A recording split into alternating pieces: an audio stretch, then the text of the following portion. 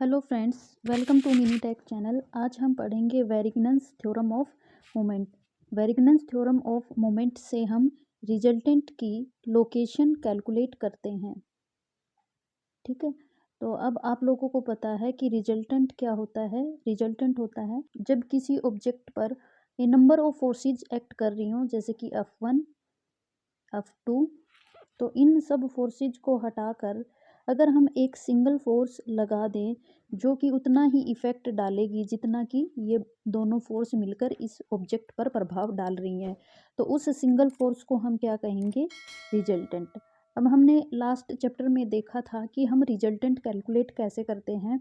अगर दो concurrent forces act कर रही हैं F1 और F2, तो इनका रिजल्टेंट हम कैलकुलेट कर सकते हैं पैरेललोग्राम लॉ ऑफ फोर्सेज से और ट्राइंगल लॉ ऑफ फोर्सेज से, और रिजल्टेंट की हम लोकेशन भी फाइंड आउट कर सकते हैं। लेकिन अगर फोर्सेज लग रही हों, पैरेलल फोर्सेज लग रही हों, जैसे कि F1 F2 और F3, तो इनका रिजल्टेंट कैसे कैलकुलेट करेंगे हम? रिजल्टेंट किसके बराबर होगा? Algebraic sum of all forces. तो रिजल्टेंट किसके बराबर होगा? अगर मैं अपवर्ड फोर्स को प्लस ले लूँ और डाउनवर्ड फोर्सेज को माइनस ले लूँ, तो रिजल्टेंट किसके बराबर हो गया? F1 minus F2 minus F3। ये वैल्यू होगी रिजल्टेंट की। तो पैरेलल फोर्सेज का हम रिजल्टेंट तो कैलकुलेट कर सकते हैं, ठीक है। साइन कन्वेंशन से आप अपवर्ड फोर्सेज को प्लस ले लो और डाउनवर्ड फोर्सेज को माइनस ले लो, लेकिन इस आर की जो लोकेशन होगी वो कहाँ पर होगी? तो उसके लिए हमें क्या पढ़ना पड़ेगा? वेरिग्नन थ्योरम। तो आइए देखते हैं। तो वेरिग्नन थ्योरम की स्टेटमेंट क्या कहती है? अगर किसी पार्टिकल पर एक नंबर ऑफ फोर्सेज लग रही हैं, तो उन फोर्सेज के कारण लगने वाला मोमेंट किसी पॉइंट के अबाउट किसके बराबर होगा? रिजल्टेंट के द्वारा लगने वाले मोमेंट के बराबर। क्या कहता है कि किसी प्लेन में बहुत सारी फोर्सेज लग रही हैं, तो उन फोर्सेज के कारण मोमेंट की वैल्यू कैलकुलेट कर लो। वो किसके बराबर होगा? रिजल्टेंट के कारण मोमेंट के बराबर। तो पॉइंट सेम होना चाहिए। फॉर एग्जांपल, जैसे कि फोर्स लग रही है हमारी F1 F2 और F3, ठीक है। तो हम रिजल्टेंट की वैल्यू कैलकुलेट करें तो R किसके बराबर होगा?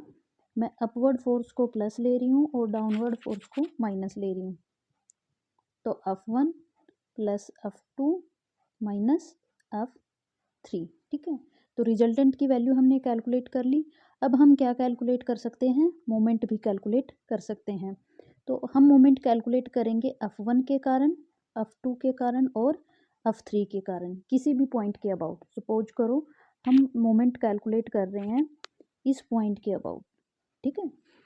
तो इन फोर्सेज के कारण हम मोमेंट की वैल्यू कैलकुलेट कर लेंगे। उसके बाद ये पॉइंट ए है, उसके बाद हम मोमेंट कैलकुलेट करेंगे आर के कारण। आर की वैल्यू हम यहाँ से कैलकुलेट कर लेंगे, ठीक है।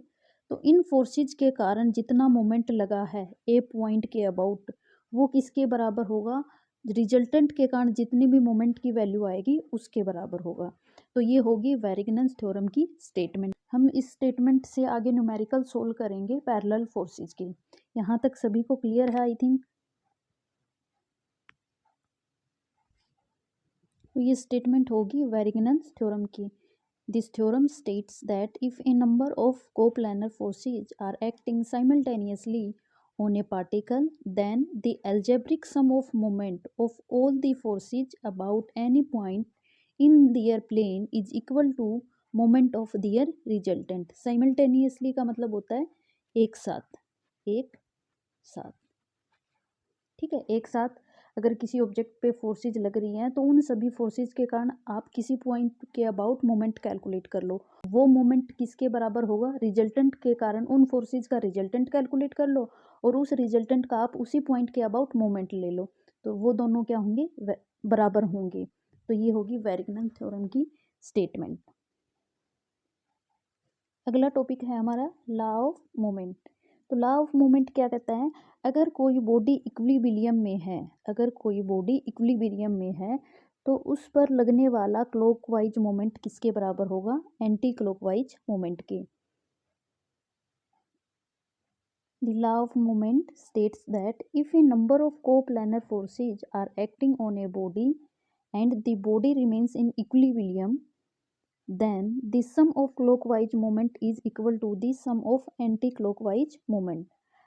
तो लॉ ऑफ मोमेंट क्या कहता है? अगर किसी बॉडी पर फोर्सेज लग रही हैं, जैसे कि F1 फोर्स लग रही है, यहाँ पर F2 फोर्स लग रही है, ठीक है, और ये F3 फोर्स लग रही है, यहाँ से F4 फोर्स लग रही है। ये ऑब्जेक्ट है कोई ए, और ये ऑब्जेक्ट कौन सी कंडीशन है?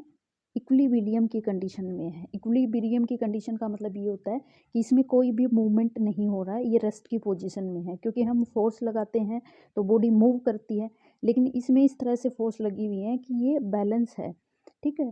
तो लॉ ऑफ मूवमेंट क्या कहता है कि इन फोर्सेज के कारण लगने वाला मोमेंट, ठीक है, कुछ मोमेंट क्या होगा? क्लॉकवाइज, और कुछ मोमेंट क्या होगा? Anti clockwise.